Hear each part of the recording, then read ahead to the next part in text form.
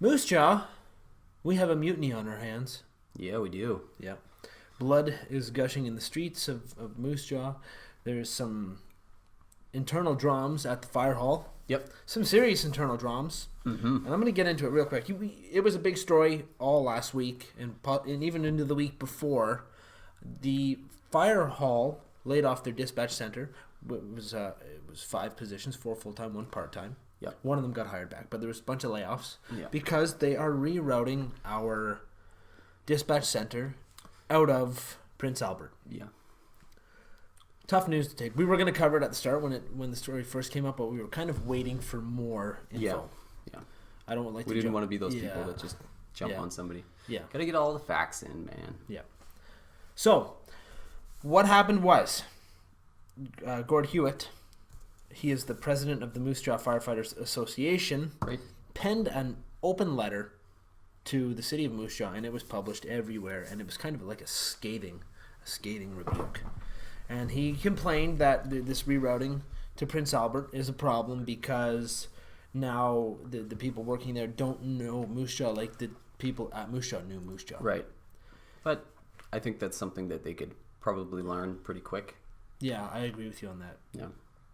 And then he talked about the price. It only costs you guys 47 cents a day for the citizens of Moose Jaw. 47 cents a day out of your Right. taxes goes to having this fire department. And on the national scale, that's pretty darn cheap. Yeah.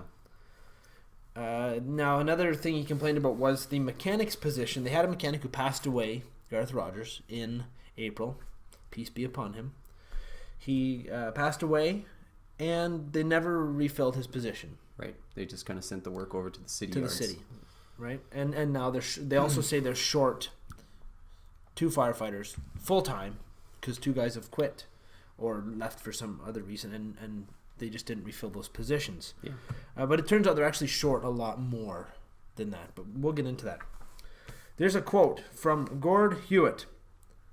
"These changes are all a symptom of a bigger problem, the continued marginalization of the fire service in Moose Jaw." So he's really concerned that there's going to Those be are big words. Yeah, that there's going to be more cuts in other departments. And there is, if you read that letter he penned, there are a few other things that we're not going to get. There's smaller details where they're cutting programs and stuff for the firefighters. I don't like cutting programs. I think we should have the best fire service possible. That's kind of where I stand. Yeah. So I'm against the cutting programs, not necessarily against the layoffs of the girls, even though I feel bad for them. They lost their jobs, that obviously, sucks. but we're going to get into that too. So Rasmussen wrote the article. Gord Hewitt says, according to the National Fire Protection Association, that they are understaffed. They need 15 to 17 people to fight a fire in a 2-story house. Yeah, this one's the scary one. And they only have 10 to 12. Yeah, I think this is the one. Okay, so the firefighters are saying that they need more firefighters on the jobs. That's who I'm going to agree with. Yes, the guys but fighting we're going to get fires. into where that's a debate. Okay. Basically, what Gord Hewitt is saying is the money they're saving is not worth the expense to the community. Okay. It's not worth the risk. Okay, we'll get to this in a minute. Okay, now, here's where it gets really nasty. The deputy fire chief, Brian Wilson, he says, and I quote, "All change can be, I guess, a challenge to wrap your head around." Oh, you arrogant twat. Whoa. Fuck you. Whoa. How rude is that? Guys, it's just a little bit of... You're wrong. Pat your head. I put my hand in the camera. Pat your head, little boys. You're wrong. You're just afraid of change. That's all it is. Oh, how arrogant. Although I do agree. You got a lot out of that, that Yeah, one well, little sentence. Maybe. I actually agree with most of what Brian Wilson says. He's saying, basically, he was interviewed for the paper. Yeah. And in this interview, he said that the rerouting to Prince Albert is an improvement because we used to only have one person on at a time. So if she was busy on a call, you'd be put on hold. And it was having to get rerouted through Prince Albert anyways at busy times. Yeah. This is a ballsy move by Brian Wilson. To go against your boys on the squad. Yeah. Like this is where the mutiny is coming from. Because when Chris Hewitt Gord Hewitt wrote that letter, he's writing on behalf of the firefighters of the boys. The Fire Boys. Brian Wilson, the pitcher from the San Francisco Giants, he is also the deputy fire chief. Isn't he in LA now? Yeah, I don't know. He won a couple of pennants for the Giants, but he's the deputy fire chief. And he's actually like more or less saying all my boys, my firefighters, and even the president of the Moose Jaw Firefighter Association is wrong, and the city is right. I'm gonna bow down to the man. I wonder what it's like over there at the fire hall right now. Yeah, he's not well liked. Yeah, I think walking on eggshells over there. They're gonna trade him. So, but he also says that the mechanic. So not only is it an improvement with the rerouting the dispatch. Yeah. The mechanic issue, where the mechanic passed away. Before the mechanic was there, they went years and years and years, apparently, without having a mechanic on hand. And even with the mechanic there, a lot of the times they were still sending it to the city to fix. So now they're just sending it to the city. I have one problem with this. What's that? Preventative maintenance. Yeah. So I would think if you're a firefighter or somebody whose house is on fire, I don't want to find out when they start to drive to my house that there's something wrong with the fire truck. Yeah. I think if the city can do it in the city yards there, then that's fine. But if maybe they're busy over there, and that I wouldn't want to put more work on the city yard. Right. Okay. Now, Gord Hewitt, he said that they're understaffed, and this is according to the National Fire Protection Association. That's a big deal. That's the people who know. Brian Wilson says that according to the current council, 10 is enough. So, is that city council? If that's the city council, what do they know? Patty Boyle's a gardener. At best. Isn't Don Mitchell a bagpipe player? I don't know.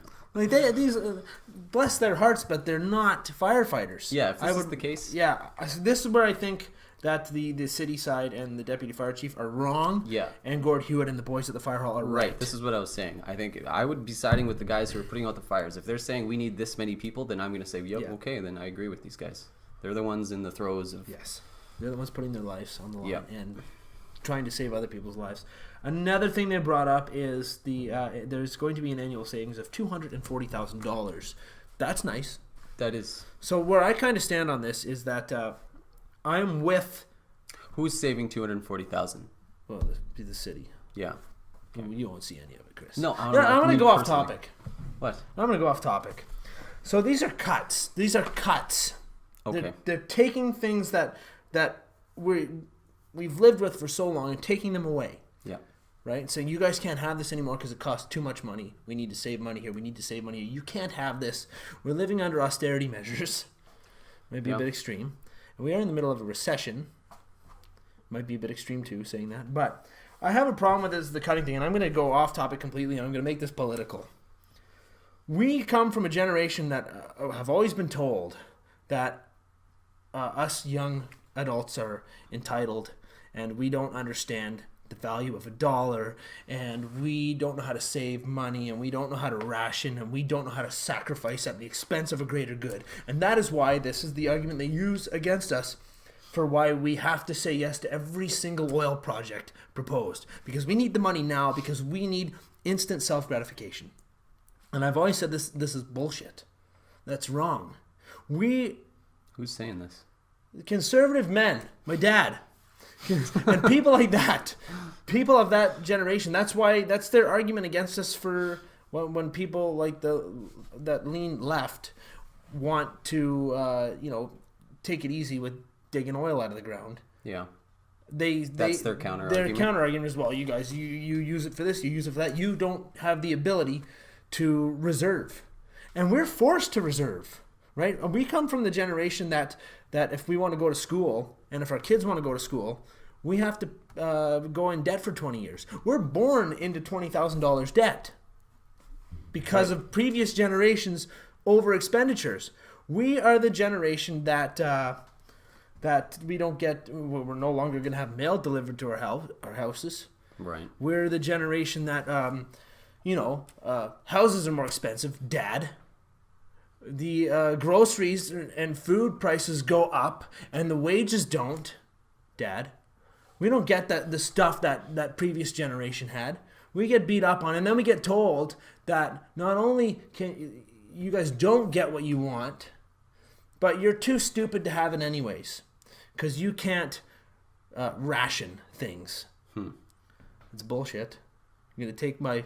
We don't even get a postal service, Dad. You got a postal service. You'll never understand me, Dad. Whoa. It's all right. Never understand me. It's all right. Whew. All I wanted to be was accepted. Okay.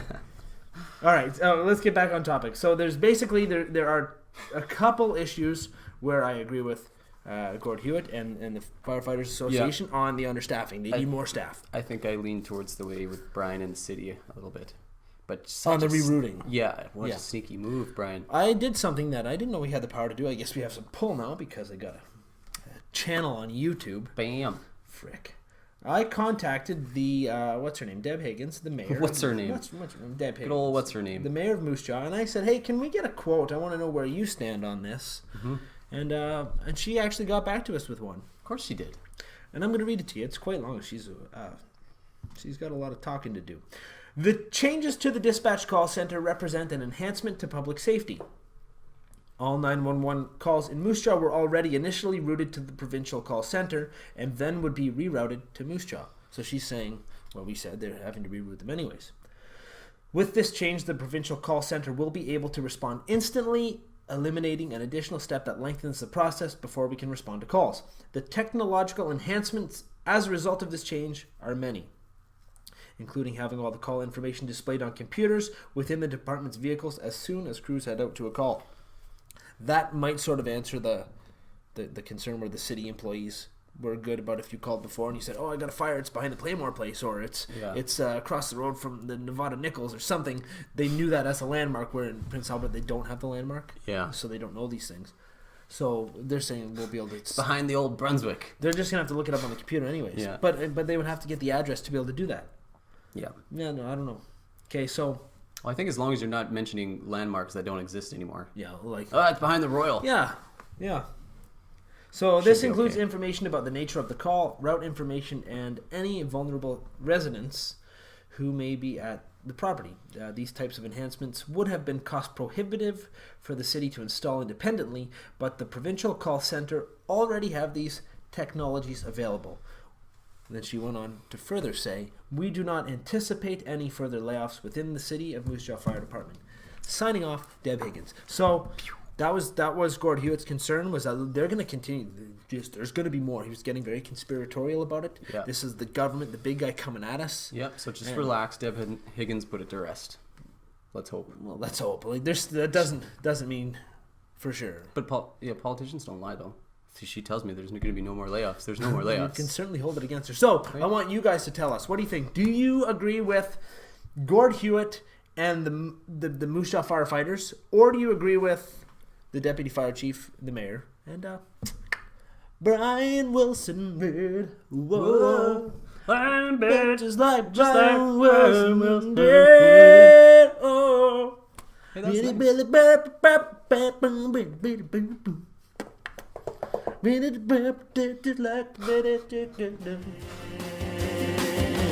Because I'm lying in bed just like Brian Wilson did.